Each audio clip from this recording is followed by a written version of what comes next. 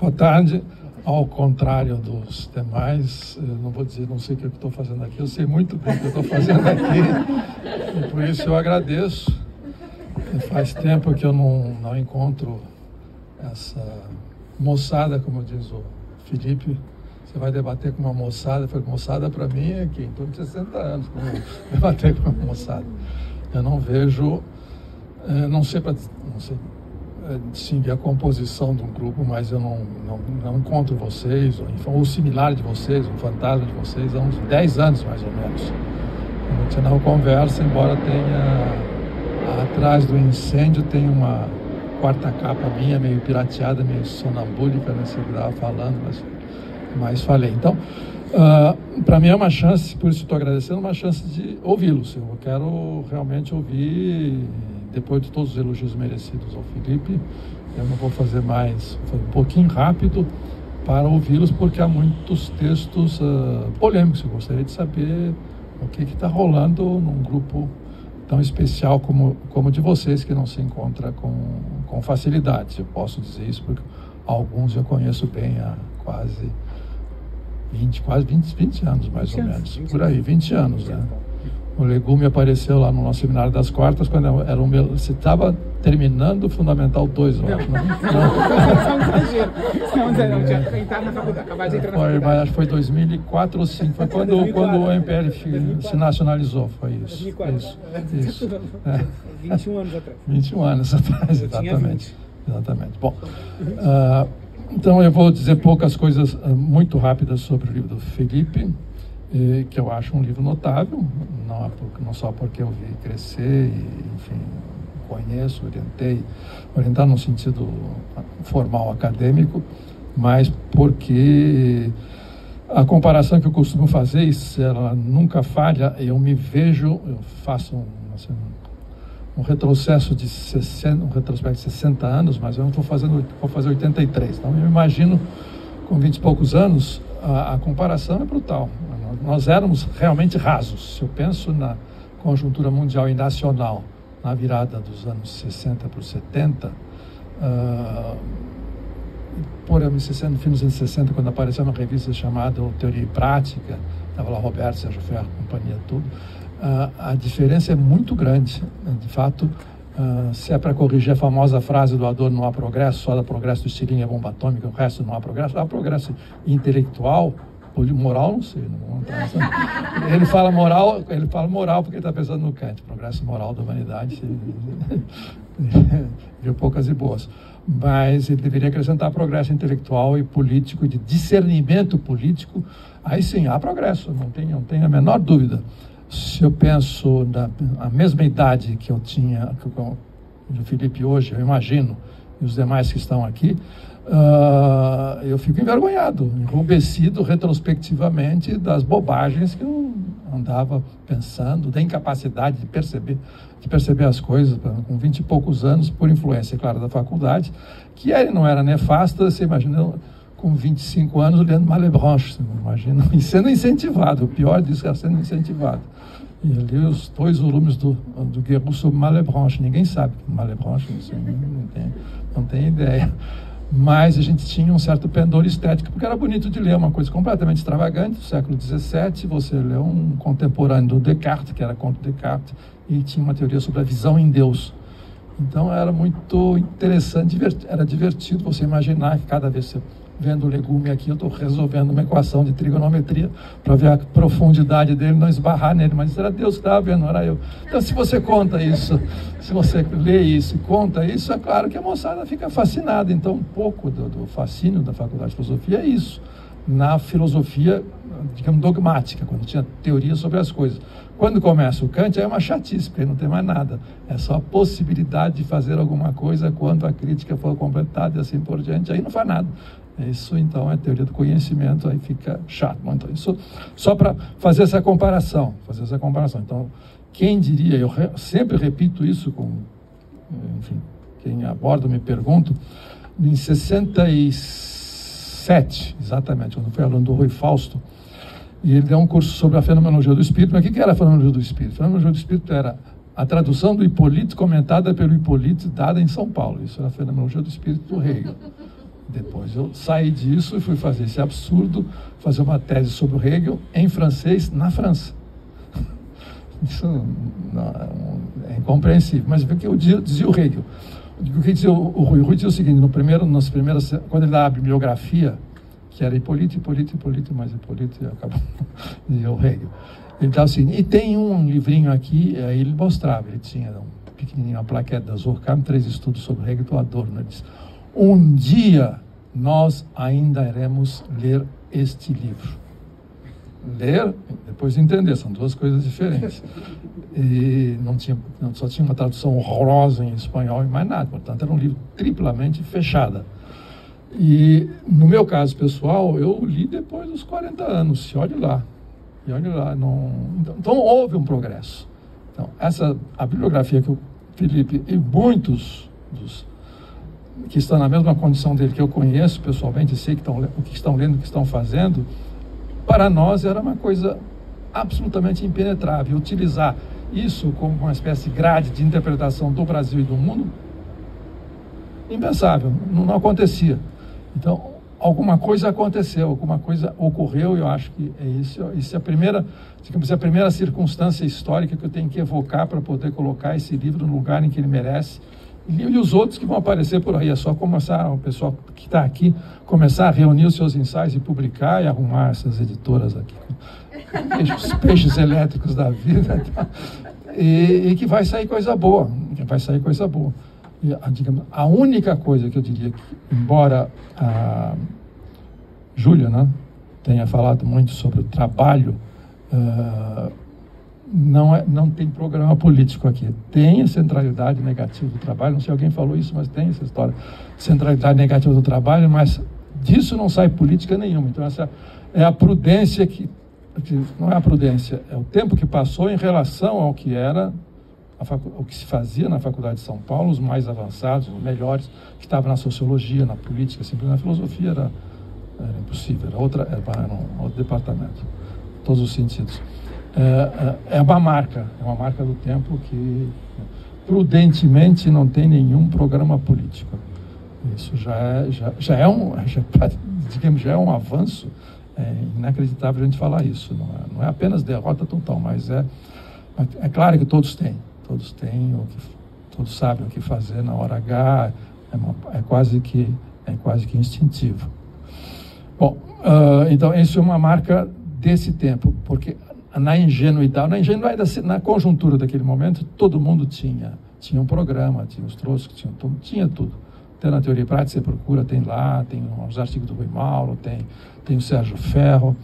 E o Sérgio Ferro, aliás, passou por aqui, que é um fenômeno, o Sérgio Ferro, ele mudou a concepção, a compreensão do que é urbanismo, canteiro de obras e arquitetura no Brasil, e ele continua lendo religiosamente o Marx, ele direitinho cita o Marx, ele se baseia no Marx, livro tal, para todas as opiniões dele. Ele passou por aqui, a gente tem a impressão, o tempo não passou para ele, ou nós é que ficamos para trás, ele está um século na nossa frente. E num certo momento, lá nessa exposição organizada sobre vida e obra dele, que acho que é a última coisa, não sei se ele volta ao Brasil, em um certo momento, ele falou o seguinte, é de cair o queixo, a gente não sabe se de admiração ou de pasmo. Ele diz o seguinte: olha, o mundo está nas nossas mãos. Ele falou: nós quem? Nós somos... Não, ele é inimigo de classe, imagina, arquiteto. É justamente o inimigo. Nós somos os peões de obra da construção civil. Ele disse, a força de trabalho no mundo hoje está toda concentrada na construção civil. Ele não deu os números, mas se você imagina o que está acontecendo nas monarquias do Golfo, o que está acontecendo na China, nas cidades chinesas, que metade são fantasmas, tem mais isso, estão todas desabitadas. O que isso significa? Ele está falando sério. Ele está falando sério. A revolução está na mão da manufatura. Por quê? Porque o canteiro de obra não é automatizável. Não tem como. Eu estou cercado de 4 torres atualmente, onde eu moro, e do 5º andar eu fiquei há 2 anos, eu olho canteiros de obra, então eu vejo uma coisa que vocês talvez não vejam mais, a não ser os entregadores de aplicativo, que é trabalho vivo acontecendo. E de fato é um espetáculo impressionante. E é muito grande. A impressão que te dá daquilo, vendo aquilo organizado, o pessoal conversando, eles gritam, como é que funciona, o que tem de máquina, o que tem de esforço, as rodadas, os acidentes. Esse é o mundo que o Sérgio vive, que é o canteiro de obras hegemonizado pelo desenho do arquiteto, assim por diante. Então ele acha que ele vê a expropriação ao vivo do saber, dos peões e por aí afora. Aí ele chega ele diz a seguinte conclusão: portanto, está nas nossas mãos. Se vier uma mudança social, digamos, de proporções catastróficas, cataclismas para o capital, virá do nosso lado da manufatura, do setor manufatureiro, diz ele. Aí ele diz duas coisas que qualquer economista de esquerda, de direita, ficaria boquiaberto, mas é um Sérgio Ferro, não dá um desconto, a idade, ele é artista plástico, arquiteto, não sabe o que fala. Assim por diante, é claro, ele foi a ALN, comeu o pão que o diabo amassou. Ele diz o seguinte: as pessoas que falam em industrialização do país, falavam no meu tempo em industrializar o Brasil para acelerar a revolução e qualquer coisa assim por diante, não sabiam do que falavam. É só ler o Marx. Como assim? Industrializar significa o seguinte: se você segue a lógica da industrialização, é para eliminar o trabalho vivo, portanto a gente vai desaparecer enquanto classe social, enquanto protagonista político e histórico, com a industrialização não acabar. Porque a tendência, nós somos uma contradição em movimento, a tendência, outro capital existe para eliminar o trabalho vivo, que é um custo, de eliminar isso. Então nós vamos desaparecer. Mas as manufaturas não conseguem fazer isso. Dá exemplo da construção civil. Então quem falava em industrialização não sabia o que estava falando, era o contrário. Aí qual é o exemplo que ele dá disso? Que nós podemos mudar? A Comuna de Paris. A Comuna de Paris não tinha indústria na França. Tinha só manufatura, campesinato, mas sobretudo manufatura. Quem tomou Paris, quem governou Paris, foram o pessoal da manufatura. De modo que nós tínhamos... E o Marx demorou um pouquinho para entender aquilo. Aí ele sugere o Marx, para não perder a cara, ele apoiou, porque era tudo era o contrário do que ele dizia. Então, são essas coisas que, digamos, alguém diante disso realmente fica espantado. Eu fiquei espantado, mas depois fiquei ruminando. Aí depois eu encontrei um jantar junto, falei: Sérgio, gostei muito, achei muito interessante que você disse. Não é? E aí ele foi embora, ele deslanchou e disse: a revolução virá do canteiro de obras. Eu vejo São Paulo, essa explosão selvagem, esse pessoal, e as torres, duas torres já do meu lado já faliram, obviamente, o Banco Itaú já pegou, e portanto tem uma massa desempregada muito grande. Não sei para onde é que eles estão indo. Um dia, quando a coisa começar a cair, o que pode acontecer? É claro que tem muita gente estudando, tem muita gente organizada que está lá, está nos canteiros. Mas, então, dizer que o sinal está fechado não dá para dizer. Dizer que está aberto também é uma ingenuidade. Então, as coisas podem acontecer. Bom, tudo isso para dizer que embora existe alguma coisa como centralidade negativa do trabalho, que é usada pelo Felipe para mostrar como é que foi possível, entre outras coisas, digamos, conservar a hegemonia numa espécie de chão de fábrica social, em que a lógica é a crueldade e o sofrimento escancarado, e ao mesmo tempo você disciplina com o trabalho. E o trabalho que não existe mais. Esse é o grande paradoxo. Mas isso para dizer que não digamos, não há não vai por esse rumo o ensaio do Felipe, porque já está muito escaldado. São 50 anos depois, não dá mais para repetir como que as pessoas estavam dizendo que viria a acontecer, que primeiro era a luta armada, depois a burguesia nacional. Nenhum desses programas deu certo, deu agora a gestão. Bom, isso é uma coisa. A outra coisa, ainda voltando ao tema do progresso da minha geração para a de vocês, encarnada pelo Felipe nesse momento, poderia ser qualquer outro. Aqui dou várias caras que têm livrinhos de ensaio já prontos na gaveta, preparados, e escritos normalmente, e que são, digamos, o ensaio está surgindo naturalmente de um certo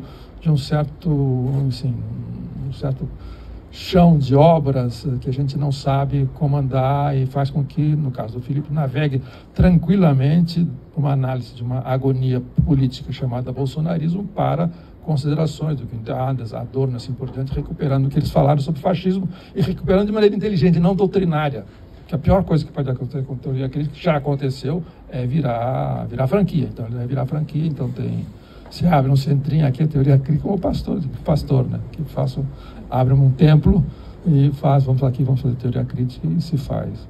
Aí é tudo robotizado. Mas, enfim, essa transição muito suave que o Felipe faz, sem ser pedantismo, usar o Günther Anders, o Adorno e todo mundo que vem junto atrás, para coisas muito específicas, locais e internacionais, com facilidade, isso, eu repito, era impensável. Nós éramos muito duros de mão, muito duros de cabeça, muito organizadinhos, e, enfim, e a conjuntura era favorável, num certo sentido. Era favorável porque não só a ditadura tinha mão pesada, mas a ditadura tinha nos poupado e, portanto, nós tínhamos o campo aberto para estudar à vontade, viajar e assim por diante. Agora também tem, mas enfim. Bom, mas enfim, eu quero voltar ao livro e dizer algumas palavras sobre o livro. Por exemplo, aí parece frívolo o que eu vou falar agora, porque eu li como você lê um livro de ensaios. Então, você lê um livro de ensaios, a primeira coisa que te chama a atenção é a acuidade de percepção social e como é que é transportado para a forma. Então, eu vou dizer uma coisa que pode soar como frívolo, como banal, como frescura, coisa de, enfim, lá na Maria Antônia. Um dos mais notáveis ensaios desse livro é sobre um filme chamado O Demônio na Fábrica. Então, o que distingue essa ensaística da nova geração de agora é a capacidade de formular, de ter ideias próprias sem apoio bibliográfico. Por mais bibliografia que tenha no Felipe, percorre tudo. Tem até uma citaçãozinha do Spinoza lá, para fechar, um pushing line do Spinoza. Opa, aqui a barra pesou. Tá? Podemos passar sem o Spinoza, da substância e tal, mas enfim. Por mais, digamos, grandiloquente, não é grandiloquente, mas que seja a bibliografia percorrida por ele, o que salta aos olhos é que essa bibliografia foi metabolizada e ela não conta mais como argumento de autoridade. No caso, por exemplo, do Adorno, os escritos do Adorno sobre o ressurgimento do fascismo na extrema-direita alemã do início dos anos 60, não há nenhum argumento de autoridade. O Adorno disse, está encerrado, não se discute mais. É o que se faz em colóquios de teoria crítica, é isso.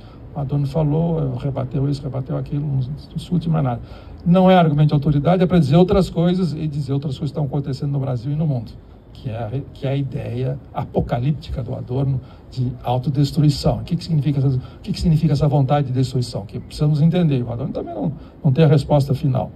Bom, mas o que eu estou voltando atrás, este ensaio sobre o Demônio na Fábrica é a análise de um filme, recupera um livro de um sociólogo mal visto, José de Souza Martins, que é mal visto porque, enfim, tucanizou demais, mas ele não tucanizou demais, ele nasceu tucano, ele era do grupo dos sociólogos formados pelo Florestan Fernandes, e de origem popular, tem mais essa, origem popular, ele foi trabalhador e estudou caipira, estudou campo, esteve junto com o MST, uma boa parte do percurso do MST, e eu e o Rui Braga, já trocamos figurinhas sobre isso, por isso eu vou citar o Rui Braga, porque nós achamos que ele é o último sociólogo brasileiro, vivo, que faz sociologia, ele descobre, ele tem um olho sociológico. O olho sociológico era descobrir essas coisas, como descobrir a junção entre mística e lumpen no Brasil.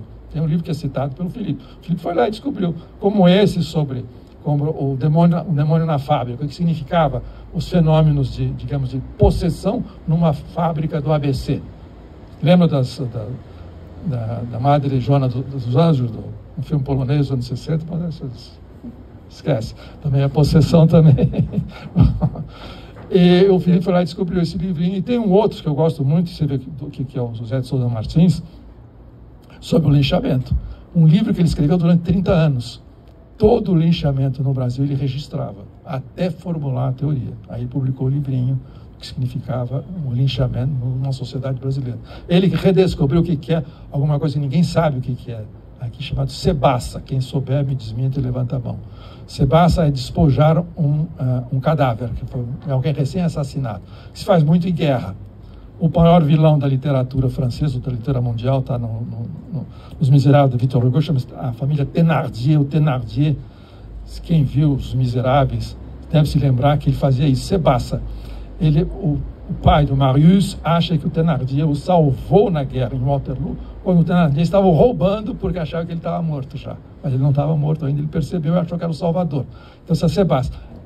O Zé de Souza Martins descobriu isso, com a bandidagem fazendo isso. Há um tipo de bandidagem que vem atrás, ainda um looping da bandidagem, tem os grandes hierarcas, o looping vem atrás para roubar aquilo que foi assassinado. Já passaram, ele vai lá e pega cinto, calça, roupa, mochila. Isso é Sebassa. Bom, isso o Zé de Souza Martins descobriu. Então, há um certo sentido nessa nova geração que faz com que descubra isso e esse filme diga alguma coisa. De modo que este artigo se destaca nesse livro. Então, é coisa frívola, nós não estamos falando de coisa séria, fascismo, bolsonarismo, as coisas que... o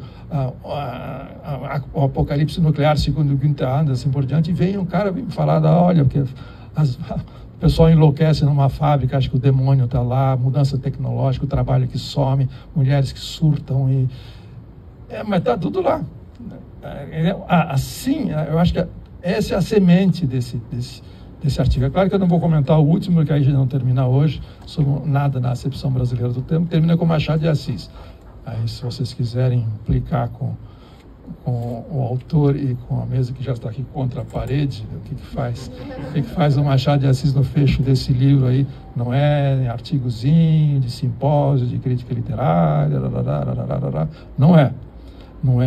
E a tarefa do autor seria ligar esse nada na acepção brasileira que foi descoberta há um século e meio atrás pelo Machado de Assis e redescoberta pelo seu melhor crítico, tem alguma coisa que ver com a autodestruição ou a vontade de nada, não no sentido schopenhaueriano ou nietzscheano, que ele descobre nos bolsonaristas da primeira hora, que é o primeiro artigo do livro, que eu acho um ensaio extraordinário, um pouco, eu não quero parecer muito hiperbólico demais, porque, enfim, mas é mesmo porque foi escrito entre um turno e outro, e foi digamos assim, um diagnóstico sobre uma conjuntura que ele chamou, a meu ver, de maneira muito admirável, demoníaco. O demoníaco está lá no livrinho do Lukács sobre a teoria do romance. Nós vivemos o que é o personagem demoníaco para o Lukács naquele momento. O que é? O que acontece? É alguém perdido no mundo, que vai ter que narrar esse mundo no qual ele se encontra perdido, e, portanto, ele começa, eu li logo no dia seguinte da eleição, não conhecia ainda.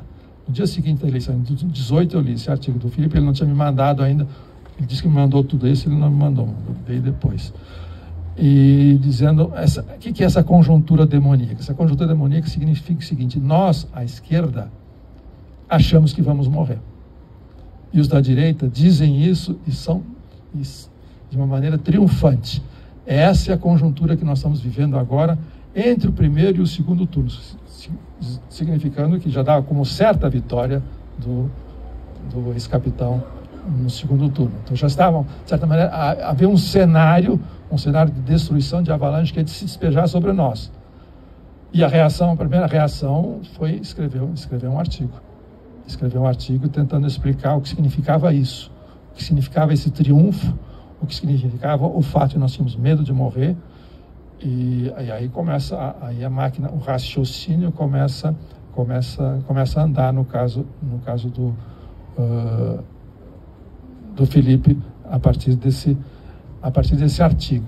Bom, a primeira constatação que ele faz é dos primeiros a fazer isso. Depois, existe uma biblioteca escrita sobre o bolsonarismo, sobre a extrema-direita no Brasil, de tudo, tem de tudo, do bom, do ruim, do horrível, do banal, enfim, da platitude, tem coisas boas também, que eu não vou citar, todo mundo conhece, mas sobre o que significou essa reviravolta.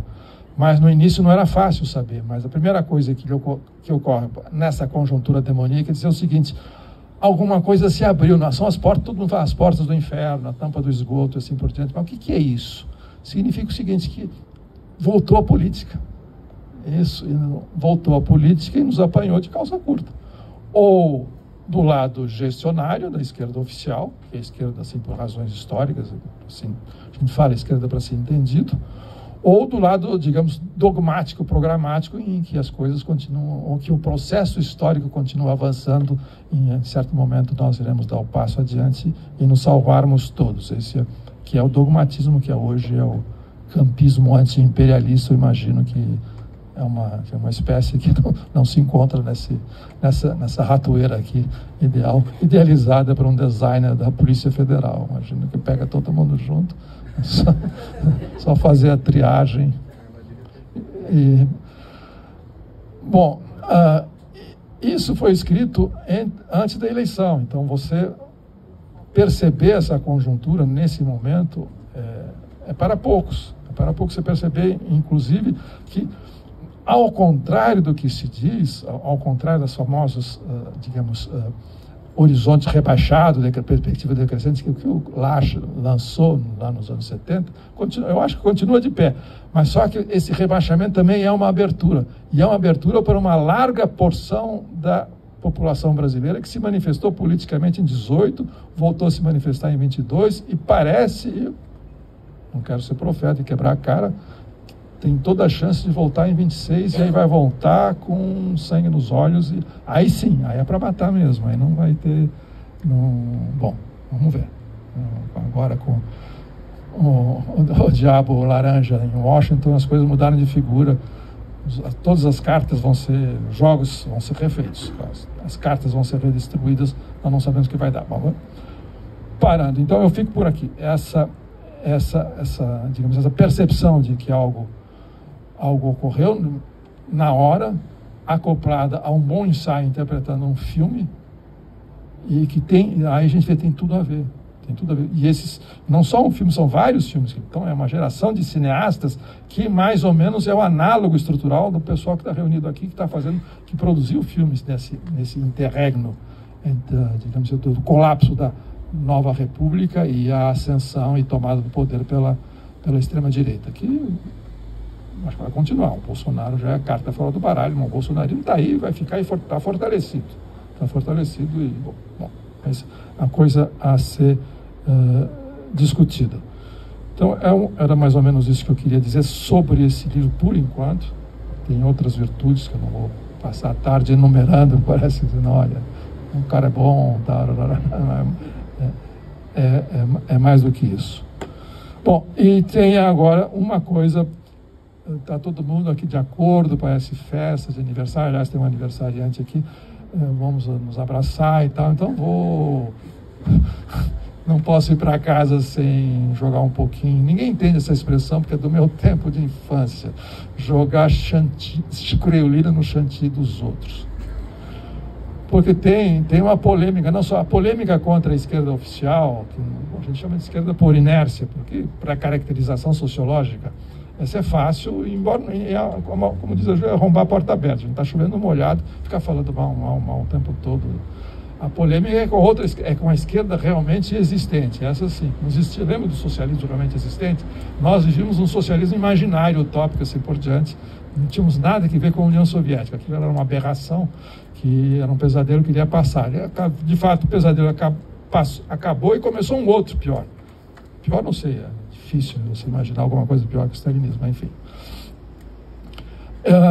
Que é, digamos, mexer com a esquerda digamos, sustenta taticamente a esquerda oficial, institucional, tradicional, enfim, gestionária, mas que no fundo continua achando que, de fato, o fim da União Soviética foi uma catástrofe geopolítica. Mas nós não leram o resto da frase do Putin.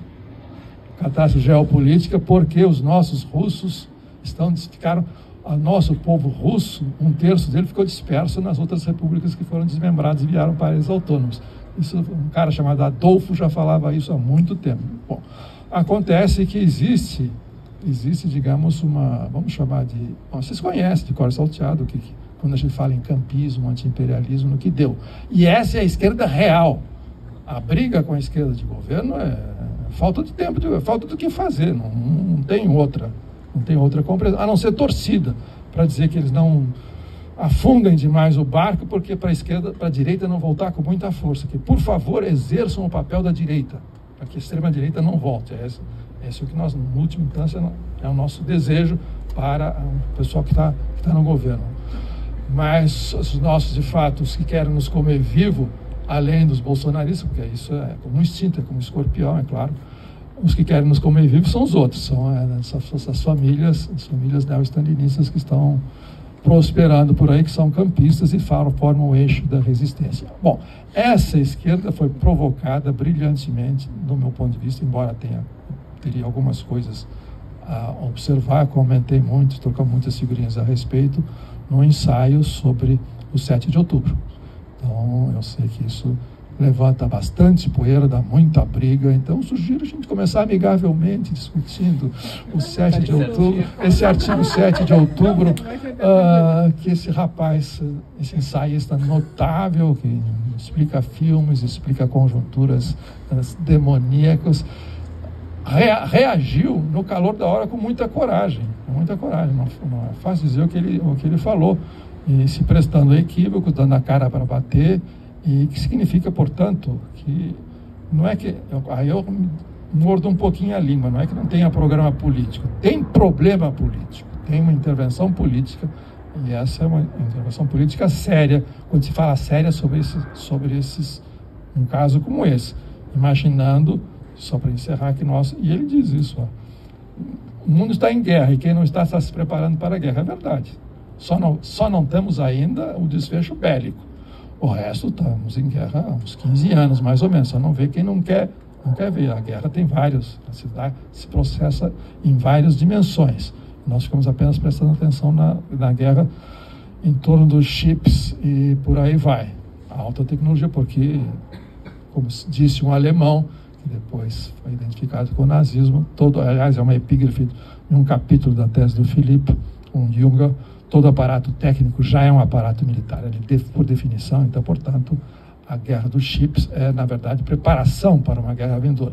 Aliás, eu li nessas N coisas que a gente lê, num dos ensaios dos americanos que tratam disso e que fazem os cenários de guerra, assim por diante, que eles acreditam nisso. Então, a gente tem que ler, porque eles acreditam nisso que eles estão pensando. Eles dizem o seguinte, não, a guerra com a China, será ou não será inevitável? Tem a biblioteca escrita nos Estados Unidos, sem preconceito nenhum. É o serviço, tocar o serviço. A guerra com a China tão cedo não sai, porque a China ainda está, eles calculam, tem 7, 5 anos a defasagem tecnológica, que eles fazem os cálculos. Mas o conflito existe. E essa defasagem tecnológica, ela corre contra nós, porque se ela se acentua, se nós passarmos muito na frente, o único recurso que eles terão será a guerra nuclear imediatamente. É a última etapa que nós pensamos, portanto, aí já começa, já acaba no início. Então, é mais ou menos diante desse quadro que nós estamos na frente. E o Trump não é brincadeira, ele pode ser tudo o que se queira dizer.